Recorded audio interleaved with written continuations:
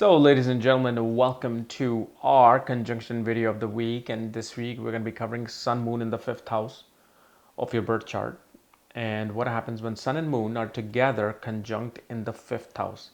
And as always, if you do not know if you have this conjunction, what sign it's in, what nakshatra it's in, all other astrological details, for that, check out the links here. Check out my full astrological report, including my books, consultations, and link to my academy, Vedic Astrology Academy, where I'm now down to last 3 or 4 lessons. So you guys will be now able to get all the 99 or 98% of the lessons, because I'll be done with this hopefully next week. And just to my students, yes, I need to film the lesson on timing of travel and foreign settlements, which I will upload it tomorrow on the academy. So Sun and Moon in the fifth house. Okay. What is the fifth house? Okay. Fifth house is a house of children, speculation, education, intelligence, Purva Punya Bhava. It shows the good deeds that you may have done or may not have done. Okay, it shows what type of deeds a person would have done in the past.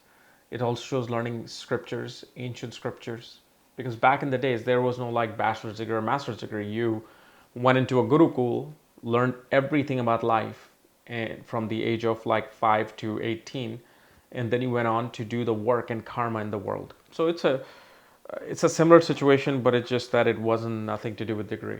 I mean, the PhD today is nothing. It's like dirt compared to the knowledge that students received back in 8,000 years ago. But anyway, Moon, as you know, is our mind. Moon is our consciousness. Moon is our past life. Sun represents our soul, the karma that the soul is here to perform, represents authorities, represents our father. Okay, so Sun and Moon are very strong. They're the illuminaries. See, what you don't want to forget, these are illuminaries. They illuminate things, because Sun is the brightest thing in the night, or Moon is the brightest thing in the night, and Sun is the brightest thing in the daytime. So when they're in the fifth house, one thing you will see is that this person, their soul, their mind, their consciousness longs for children. Even if it's a man may not have such strong desire, but women, literally since birth, they're like, you will see when they have this in the fifth house, they will love playing with baby dolls. Oh yeah, that's my baby. And they'll feed the baby, they'll change the baby. Since birth, they're all about wanting to have children. A man will be all about, what education do I need to get and become successful so I can find a wife and have lots of children. So that's one focus. When it comes to educational focus, these folks are usually either inclined towards environment, political science, and medicine. Now, unless other planet influences this, then of course it's going to alter that. Like Saturn looks at it along with Mars, is going to create things related to engineering. Mars will create things related to law. So you got to understand the dynamic of other planetary, but I'm just focusing on these two. Moon and Sun will definitely tend to destroy relationship with the either elder sibling, or elder sibling tend to just deal with a lot of ups and downs in their life, or tend to feel lost. And especially because the illuminaries, Sun and Moon, are in the fifth house of speculation and intelligence.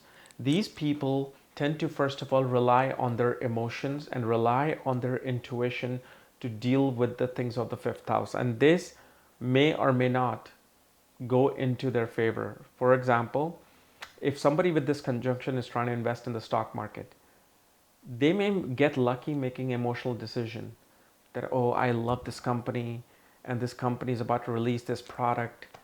You know what, I gotta buy this because I love this company so much. And next thing you know, stock goes from $28 to $42 in a span of like 4 or 5 days. And they're like, wow, see, I gotta stick to my intuition. On the other hand, because see, Moon is tides, it's ups and downs. So never think it's always gonna be up, it's downs as well. So they'll be like, wow, I love this company too. And they said they're gonna come out with this product. Let me put half the money here.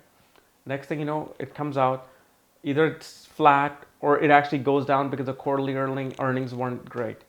And so they deal with this mental gymnastics in their head about how to do things because they're always kind of relying on their inner soul and their intuition. Now, the only way they will be very accurate with doing such things is that if they're doing spiritual practices, they're doing their yoga, they do meditation, any kind of like focus on inner divinity, not outer divinity. Like, okay, well, I go to church, I go to the temple every day to, ring the bell and pray to God. That's nothing. That means zero. God doesn't want you to pray to him or her. God wants you to say, look, I am actually inside you. You want to communicate with me? Go inside me. So when these people go inside themselves, it illuminates. See, that's one of the biggest things with sun and moon conjunction in any house, especially when it's in Trikon, first, fifth, or ninth house, is that a person able to easily find illumination inside. Because you've got two batteries, two strong batteries. Sure, one is the main battery, the other is a sub battery. You're both, when you close your eyes, are internally now starting to charge. And so, especially because fifth house represents intelligence, they'll be relying their intelligence always on emotions, always on the sensitivity of, their outlook into life. But especially this person is always about, how do I gain through other people? How do I gain through the marketplace?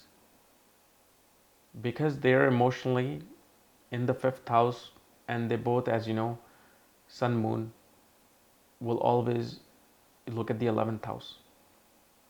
So they're always concerned about what the elder sibling is doing, how the elder sibling is. They're always concerned about the elder sibling. Now, one of the biggest difference you will see is, first of all, is the moon waning or waxing? And I always say this, waning moon is going to be a little bit selfish. It wants things for itself first before it gives it to someone else. So they want the money first before they help out the elder sibling. If it's a waxing moon, even if they have $5 in their pocket, they will give it because they feel it's their dharma to do it. So yes, waxing moon is a very positive outlook and gets a very positive outlook, very much into helping other people.